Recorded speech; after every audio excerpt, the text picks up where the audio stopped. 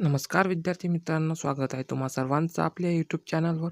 तर मित्रांनो, आजच्या या व्हिडिओमध्ये आपण सामान्य ज्ञानवरील काही महत्त्वाचे प्रश्न पाहणार आहोत, जे आताच्या सर्व परीक्षांसाठी अतिशय महत्त्वाचे असणार आहेत. तर विद्यार्थी मित्रांनो, आपण TCS IBPS पॅटर्ननुसार सामान्य ज्ञानवरील प्रश्न कव्हर करणार आहोत. त्याचबरोबर प्रत्येक एक्झामच्या अपडेटसुद्धा कव्हर करणार आहोत. तर चॅनलवर नवीन असाल तर चॅनलला सबस्क्राईब करून ठेवा, जेणेकरून तुमच्यापर्यंत प्रत्येक अपडेट पोहोचेल. तर वेळ वाया न घालवता व्हिडिओला सुरुवात करूया. आजचा आपला पहिला प्रश्न आहे, लीप इयरमध्ये एकूण किती दिवस असतात?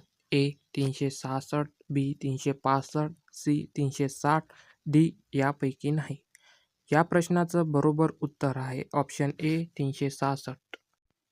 त्यानंतर दुसरा प्रश्न आहे, जगातील सर्वात मोठा खंड कोणता आहे? A Asia, B Europe, C Africa, D Australia.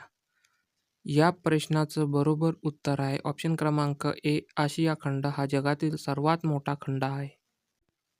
त्यानंतर तिसरा प्रश्न आहे, सियाचीन हिमनदी भारतातील कोणत्या राज्यात आहे? ए जम्मू काश्मीर, बी उत्तर प्रदेश, सी हिमाचल प्रदेश, डी सिक्कीम. या प्रश्नाचं बरोबर उत्तर आहे ऑप्शन क्रमांक ए जम्मू आणि काश्मीर. त्यानंतर पुढचा चौथा प्रश्न आहे, भारतातील कोणत्या राज्यात सर्वात जास्त हत्ती बघायला मिळतात?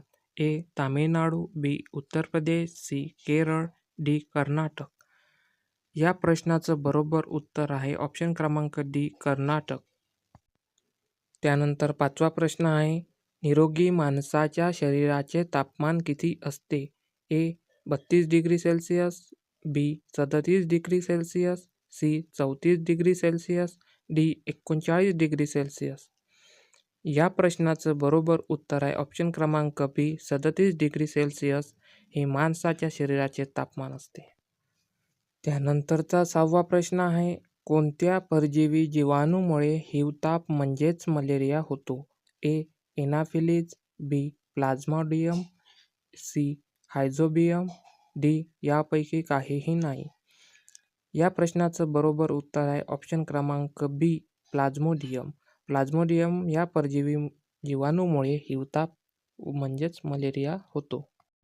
त्यानंतर पुढचा प्रश्न आहे, प्रश्न क्रमांक 7, पोलिओ रोग शरीराच्या कोणत्या भागास इजा करतो? ऑप्शन ए हार्ट, ऑप्शन बी डोळा, ऑप्शन सी मज्जासंस्था, ऑप्शन डी आहे मान. या प्रश्नाचं बरोबर उत्तर आहे ऑप्शन क्रमांक सी मज्जासंस्था. मज्जासंस्था या भागास पोलिओ हा रोग इजा करत असतो.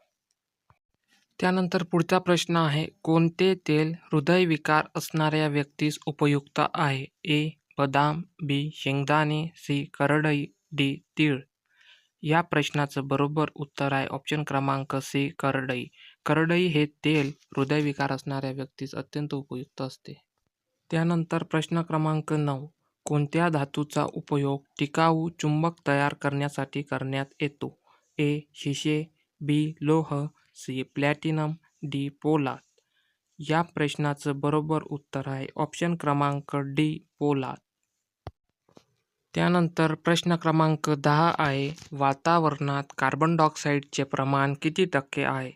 ऑप्शन ए आहे 3%, ऑप्शन बी आहे 0.04%, ऑप्शन सी आहे 4%, ऑप्शन डी आहे 0.30%. या प्रश्नाचं बरोबर उत्तर आहे ऑप्शन क्रमांक बी 0.04%. त्यानंतर प्रश्न क्रमांक 11, कोणतीही वस्तू हलविण्यासाठी लागणारे बल हे वस्तूच्या रिकामी जागा अवलंबून असते. ए वस्तुमानावर, बी आकारमानावर, सी रुंदीवर, डी लांबीवर.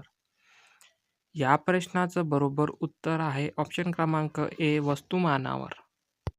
त्यानंतर प्रश्न क्रमांक 12, खाद्यपदार्थात खाण्याच्या सोड्याचा सर्वाधिक वापर केल्यास कोणत्या जीवनसत्वाचा नाश होतो? ए अ जीवनसत्व, बी क जीवनसत्व, सी ई जीवनसत्व, डी ब जीवनसत्व.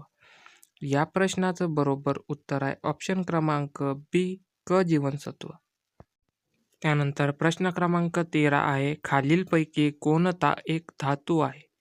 ऑप्शन ए आहे पारा, B graphite, C helium, D chlorine. या प्रश्नाचं बरोबर उत्तर आहे ऑप्शन क्रमांक ए पारा. पारा हा एक प्रकारचा धातू आहे. त्यानंतरचा प्रश्न क्रमांक 14. निद्रानाश हा रोग रिकामी जागा या जीवनसत्वाच्या कमतरतेमुळे मनुष्यात आढळतो. ऑप्शन ए अ जीवनसत्व, बी ब जीवनसत्व, ऑप्शन सी आहे क जीवनसत्व, ऑप्शन डी आहे ड जीवनसत्व. या प्रश्नाचं बरोबर उत्तर आहे ऑप्शन क्रमांक बी ब जीवनसत्व. त्यानंतर प्रश्न क्रमांक 15. हा आजचा आपला शेवटचा प्रश्न आहे. खालीलपैकी कोणता पदार्थ पुन्हार्ण म्हणून ओळखला जातो? ऑप्शन ए आहे दूध, ऑप्शन बी पाणी, ऑप्शन सी तूप, ऑप्शन डी सोयाबीन.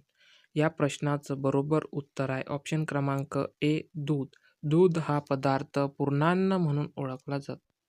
भेटूया पुन्हा अशाच नवनवीन व्हिडिओसोबत. तोपर्यंत टेक केअर. Bye bye. धन्यवाद.